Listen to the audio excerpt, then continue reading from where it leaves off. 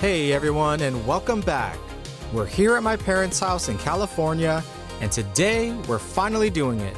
After talking about this build for years, Jordan and I are turning our Sprinter into the tiny home of our dreams. We've got lots of ideas, but honestly, no clue how this is gonna go. So come hang out with us as we start building our next adventure, one piece at a time.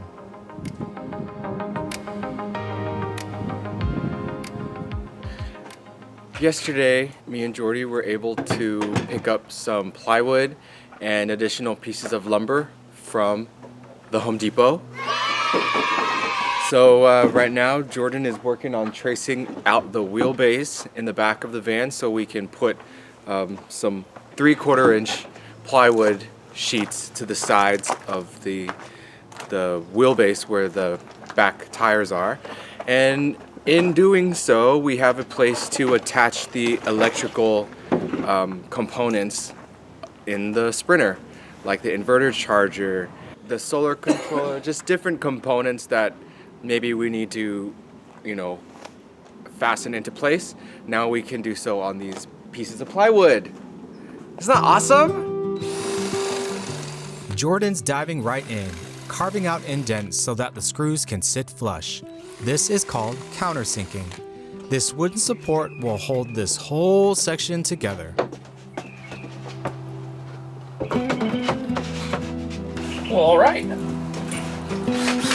Screws go, the screwy screws. We are documenting this process because it's very special to us, and it's the first time that both Jordan and I are building out a Sprinter van, or any van for that matter. So it's pretty exciting. A lot of the systems that we're working on are not too departed from what is outside of our skill set, because having lived on a sailboat for about 7 or 8 years, we've already come across a lot of these very similar installations on the boat. So today we are installing this beautifully shiny piece of equipment. This is an inlet for the shore power to be plugged into the boat. You see this thing?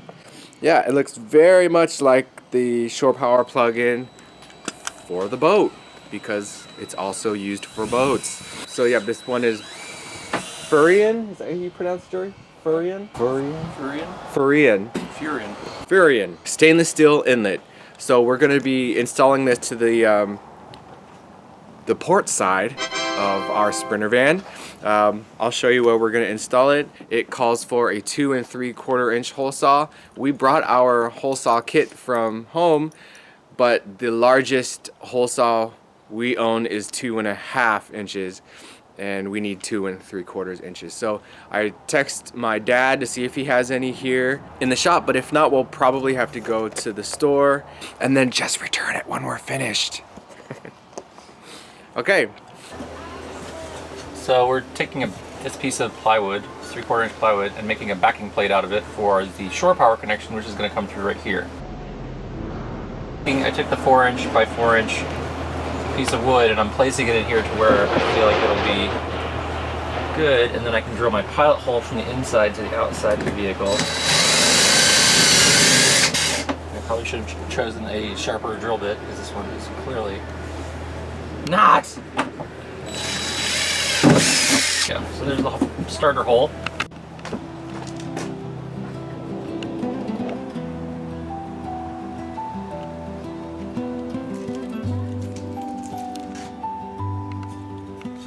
In the inside of the van, this up to match that hole so that I can screw this screw into the front and lodge the rest of it.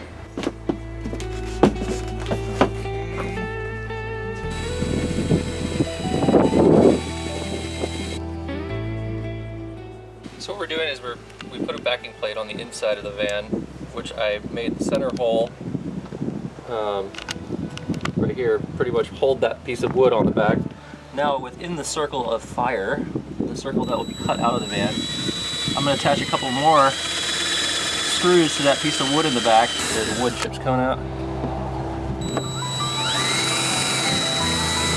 This van's not made of wood. Okay.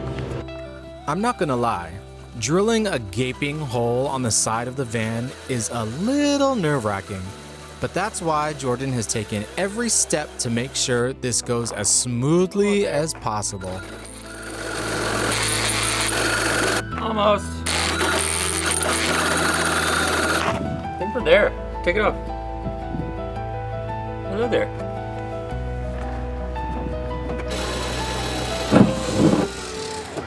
Match those pieces, those marks that you made. Okay. Match the marks. Alrighty.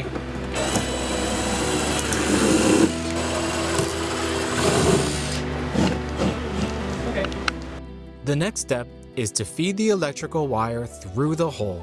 This way, Jordan can wire the shore power inlet before we affix it to the wall.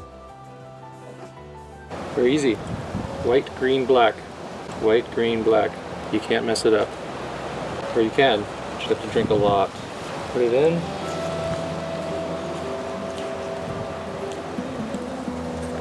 And that's the black one. And lastly, the ground. It's the clean one.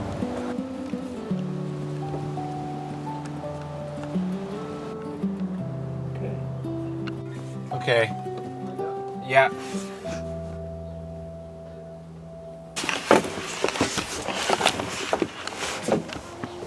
That's it.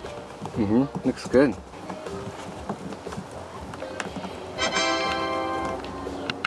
Alright. The inverter charger came. So this is a 2500 amp, I'm sorry, 2500 watt, 85 amp charger, 2500 watts of pure sine wave, 120 volt power. Look, boxception, box within a box. Okay. Ah, finally some styrofoam. Pure sine wave inverter charger user's manual. Oh, it's a nice color. And teal green. That is a blobber. Woo. She's a beast.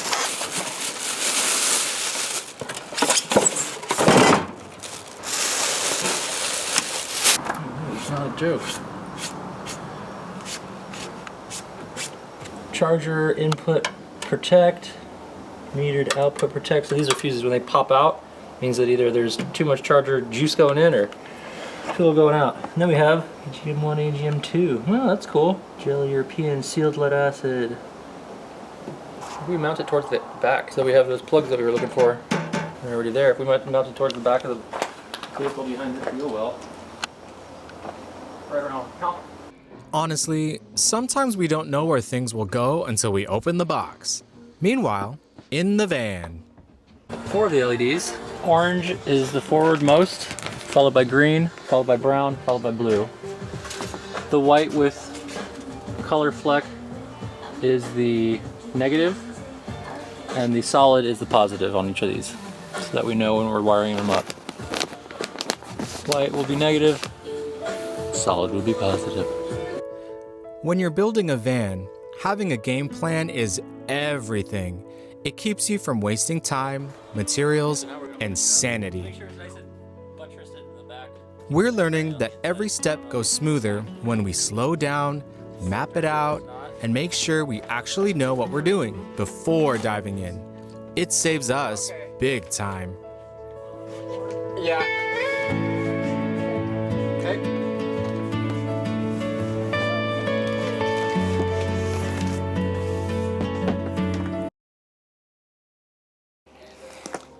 Alright, so me and Jordy have decided to take this plastic, it's like a joint between the two wall templates. We've decided to rip this motherfucker out because it's more trouble than it is worth. And I think that we can come up with, well, we actually have already come up with a better solution to bond the two pieces of wall together, because this thing is not user-friendly. Take a look here. It's really, it's just kind of cheap looking plastic, and I mean, I think in theory it's a good idea, but in practical use, it's just fucking annoying. So we got rid of it and we're moving forward. So we're going to keep continuing installing these walls and get this baby all walled up this afternoon. So frustrations abound, as it sometimes does, but that's okay. You all right, Jordy? Absolutely. People always ask us why we decided to live on both a boat and in a Sprinter van. Honestly, it started with this idea that life doesn't have to look just one way. On the boat, we get this quiet, floating world where everything slows down. It's simple, peaceful, and it reminds us how little we actually need to feel grounded. But the van, it'll give us more motion, freedom, and a different kind of adventure.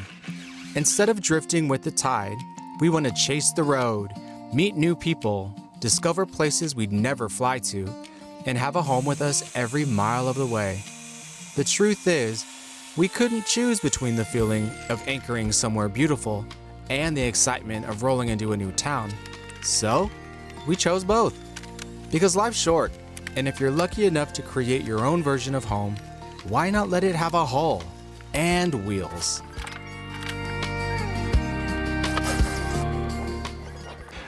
So it's pretty late in the game here, but you live and you learn.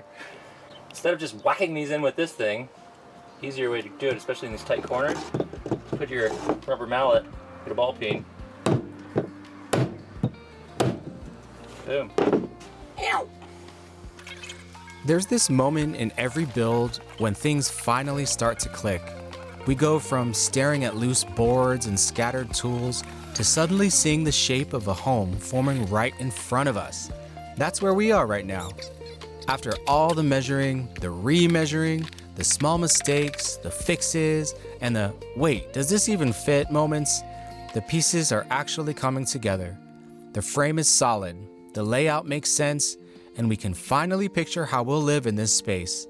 Every screw, every cut, every choice adds up to something bigger than just wood and metal. What's cool is that this stage gives us confidence. Like, okay, maybe we can actually pull this off. And it turns into motivation. We suddenly start dreaming again. We start getting excited about the little details. It's no longer just a project, it's our next chapter taking shape. And seeing it all come together, that's the kind of feeling that makes every hour in this backyard worth it.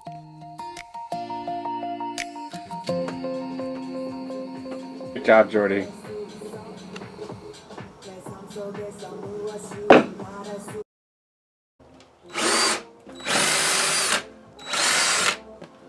We're finally building the bed frame, and this is where a van build starts to feel extra special. All the little steps suddenly matter because this is the foundation for everything. It's the piece that has to be strong, level, and built to survive every bump in the road. And doing it ourselves, that's the best part. It's pure DIY pride. Well, it certainly works. Yeah.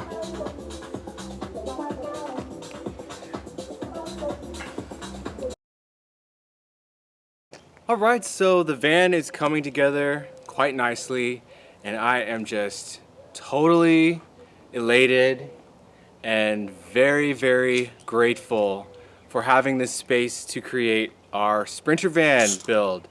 Right now, Jordan is getting the sander prepped, and we're gonna start prepping some of this reclaimed redwood that we gathered from a very nice couple living out in Timbuk motherfucking 2.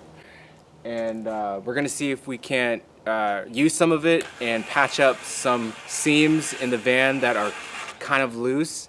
Again, we decided not to use the connecting bracing. Let's go check it out.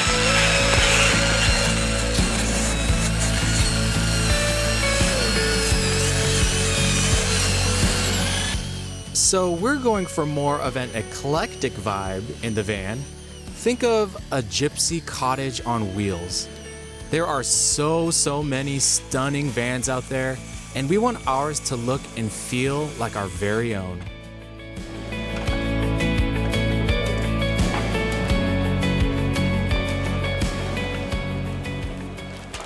Hold 78 cans. That's a lot of beer. It's a lot of burn.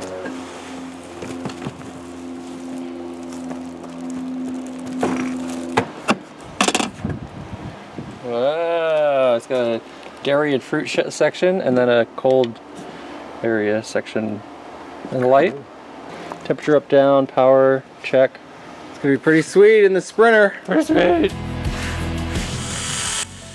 We bought some laminate flooring from the Home Depot, and now Jordan is cutting a piece to fit perfectly in one of the corners where our kitchen area will be. This may or may not be our second pass at getting the measurement right. Oh, nice. Voila! Chocolate. We are just days away from going to a music festival called Lightning in a Bottle, which is going to be held in Bakersfield this year. We've been prepping this van, taking advantage of this time in hopes of getting it to a comfortable place for Lightning in a Bottle, and I believe we are doing a pretty good job in preparing. Today we are installing the floor panels for our little kitchen area of the van, and Jordan is hard at work right now installing a deep cycle AGM battery that we purchased from San Jose earlier today.